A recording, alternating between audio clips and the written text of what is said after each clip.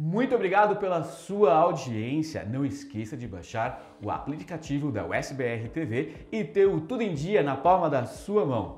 No programa de hoje a gente recebe aqui ela que é pediatra, cardiologista infantil e dermatologista. Mas antes de apresentar a nossa convidada, eu quero dizer para você, se você teve ou tem algum problema de pele, gente, é uma coisa grave e pode causar morte. Então, eu recebo aqui Isabel Pazin Lucas. Muito obrigado, Isabel. Eu que agradeço, irmão. Boa noite a todos. E vamos ver se a gente consegue tirar algumas dúvidas aí e ajudar na medida do possível. Que bacana. Então, exatamente o nosso convite veio porque a gente recebeu aqui uma mamãe no quadro de assistência de parto humanizado. Que era, na verdade, Isabela, né? Sim. Que falou que teve um filhinho que teve problema de dermatite atópica, né? Atópica. Isso. E aí, por isso a gente convidou você para poder dar umas dicas para nós a respeito disso. Ah, tá certo. Vamos falar um pouquinho da dermatite atópica, que é também chamada de eczema atópico, é a mesma coisa. Aqui eu acho que eles usam mais o termo eczema pelo que eu vejo assim, as pessoas falando.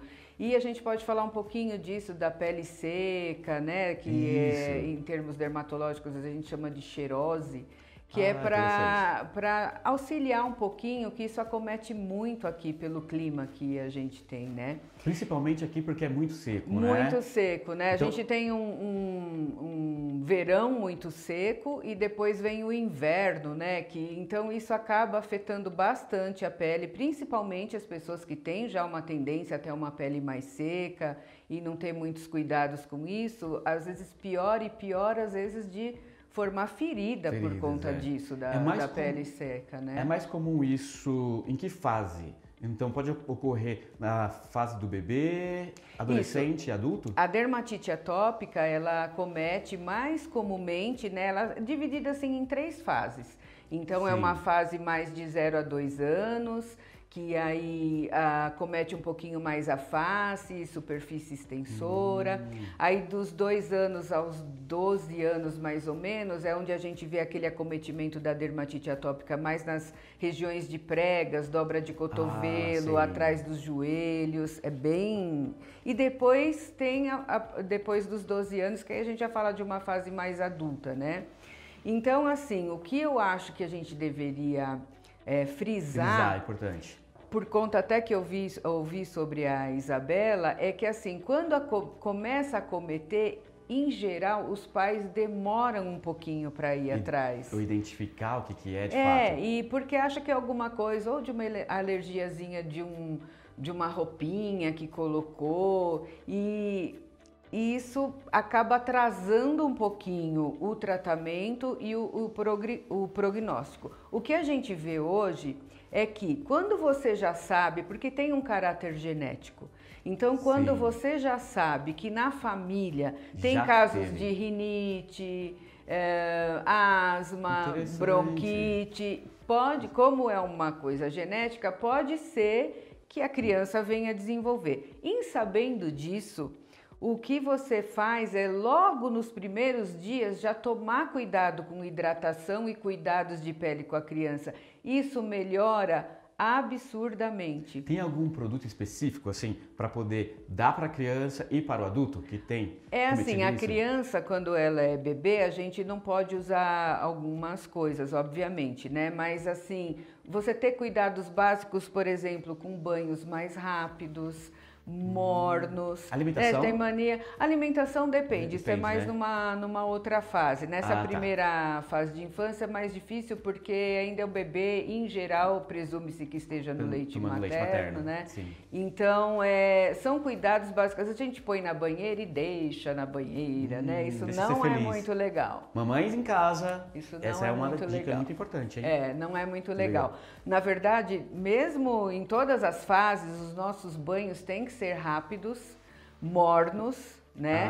Uso de pouco sabão. Uma coisa importante, né? O uso... Duas coisas que eu quero perguntar. A bucha, quando a gente toma banho, né? Para poder sentir bem limpo. e o sabonete aonde as áreas principais. Ok. Bucha, joguem fora. Não é para usar bucha? Não é para usar bucha. Não é para usar bucha. Não é. A bucha você pode usar nos pés, né, se tiver com uma sujidade maior, né? Mas assim, não é para usar bucha. Por quê? A gente tem na pele uma proteção natural, que é um manto feito de água e óleo, que chama manto hidrolipídico. Nem aquela bucha marinha poderia passar? Que é mais... Então, o que acontece? A gente vai e remove essa proteção natural. E aí você vai dispor a sua pele a ficar mais seca. E, em geral, as pessoas não hidratam a pele após o banho, né? Exatamente. E principalmente se fizer um banho rápido. Então, dica primordial, eliminem as buchas, os banhos têm que ser rápidos e mornos, sabonetes é para as partes íntimas, axilas.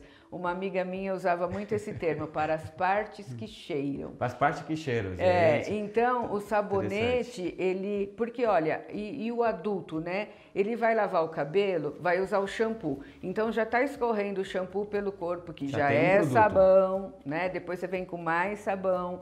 Depois tem o cloro da água. Aqui a água é muito rica em sais, né? Existe um produto até para você colocar para amenizar isso. Então tudo isso vai ressecando a pele. Você vem depois com uma toalha áspera, as toalhas têm que ser macias, não esfregar isso, não esfregar a toalha, dar batidinhas, né? E usar um hidratante após o banho, todas as vezes. Todas as vezes, tá bom. Todas as vezes. Lição de casa, já tô anotando tudo isso aqui. Gente, eu falo assim, as pessoas têm preguiça de passar hidratante. Faça um teste. Conte quanto tempo você usa para passar um hidratante no corpo todo após o banho. É importante. É muito rápido. Você vai ver que isso não vai... de hábito, né? Não vai tomar 5 minutos. Nossa. E o interessante é você ainda até passar esse hidratante com a pele um pouquinho úmida ainda. Por isso não esfrega a toalha no corpo, então, sabe? Tem que sempre batidinhas e usar o hidratante com a pele um pouco úmida. Isso vale para o adulto, para a criança, para o adolescente. E no bebê, quando a mãe perceber que começa com aquela aspereza nessa região de bochechas, de bracinho, já começar. E se tiver o histórico familiar de rinite, bom observar. Muito provavelmente é. Então, se começar já desde os primeiros dias, com o banho rápido, usando o sabonete adequado e já começar a hidratar a criança, a chance dela desenvolver é muito menor. É muito melhor. Ah, interessante. Muito menor também. Que bom, hein? Então, o pessoal de casa presta bem atenção. Agora, eu quero fazer uma outra pergunta relacionada à pele oleosa, né? Quando fala pele oleosa e fala para poder hidratar, o pessoal corre. É verdade. Eu falo que eu e tinha, assim, na minha frente, os pacientes que tinham a pele seca e oleosa. Quando você fala para um paciente com pele seca passar um hidratante, ele ok, não tem problema. Quando você fala para um paciente, olha, você vai precisar usar um hidratante, ele faz assim, sabe? Porque, imagina você ter uma pele oleosa e ainda ter que passar alguma coisa. Então é uma meleca e durante o dia essa oleosidade vai piorando, né? Então, assim, e existem as peles oleosas que são também sensíveis, então elas vão precisar ser hidratadas. Quem vem pra cá tem pele oleosa, isso, e aí mais tranquilo. Fica melhor um pouco a pele, né, pelo clima ser seco, mas ainda assim ela precisa de usar cremes que sejam adequados para a pele dela. Qual tipo de creme? Então, quem tem pele oleosa jamais deve usar cremes muito espessos e nem para a pele normal e nem para a pele seca.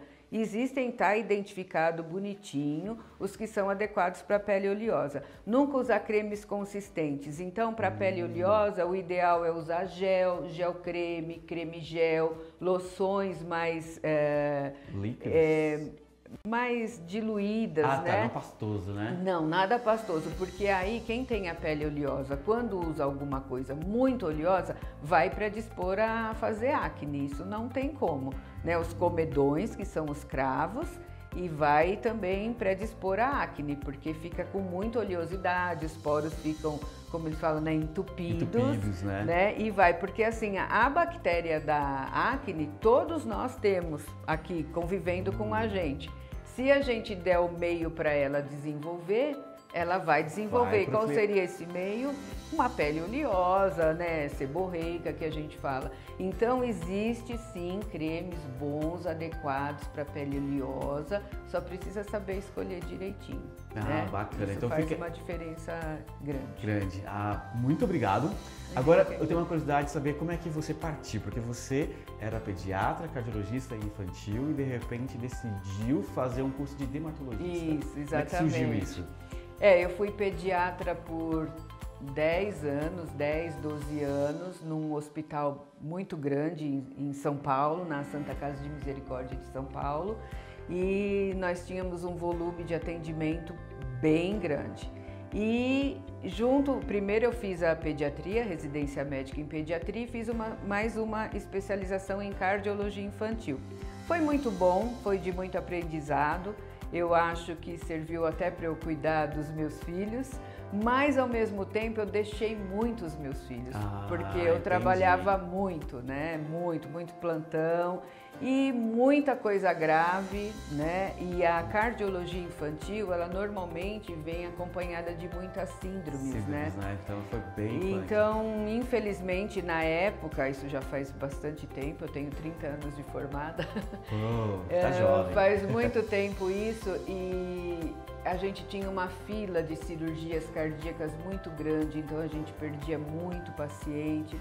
Foi uma fase de muito aprendizado, mas de muita tristeza também. Imagino, né? Porque e aí eu né? chegava em casa, via meus filhos e foi uma fase meio complicada. Eu nunca consegui explicar muito essa transição, mas eu queria sim uma vida um pouco mais tranquila para poder ficar mais com os meus filhos. Melhorar seu bem-estar, né? Melhorar minha qualidade de vida e acabei indo para a dermatologia, onde eu me reencontrei na medicina, numa fase que eu estava um pouquinho desanimada, Brasil, né? Imagino. Estava um pouquinho complicado, mas foi muito bom. E a dermatologia me trouxe isso, uma qualidade de vida e eu redescobri a medicina. Que ótimo. E melhor ainda que você está aqui com a gente agora para poder falar sobre esses assuntos tão importantes. Muito bom. Mas eu tenho uma última pergunta antes da gente ir embora, a respeito sobre o protetor labial ou a manteiga de cacau. Então, é apropriado a gente passar quando a gente tem que usar o tempo todo? Sim. E existem os protetores labiais com protetor solar, né? Ele não é só um emoliente que vai ali hidratar o seu lábio, mas ele também tem protetor, principalmente para as pessoas que têm pele muito clara, né? As pessoas que têm pele clara e olhos claros são as que mais sofrem, então essas não podem esquecer do protetor solar diário, mesmo com chuva, mesmo com tempo nublado e mesmo com neve. Né? A neve, ela reflete muito luz. Exato. Então, porque a gente associa frio, sem sol, não precisa de protetor, a gente precisa de protetor todos os dias, porque as nuvens não filtram os raios solares, certo? Então o tempo está nublado, mas os raios continuam passando. Nossa, então a gente precisa continuar protegendo. E as pessoas de pele clara e olhos claros, às vezes sofrem muito nos lábios e a gente tem problema de câncer no lábio também. Então é interessante usar o protetor com filtro solar. Bem importante. Pessoal de casa, usar sempre o protetor. Essa é a dica da doutora Isabel Pazin Lucas. A gente poderia ficar horas aqui porque esse assunto é muito interessante. Sim. E assim, tem várias dicas para poder buscar a doutora Isabel. Então é só entrar, tá mais que convidada para voltar aqui para a gente continuar esse bate-papo gostoso. Com prazer. Muito obrigado. Eu que agradeço. E agora a gente continua o nosso programa. A gente vai dar uma paradinha, mas a gente volta. É VaptVupt.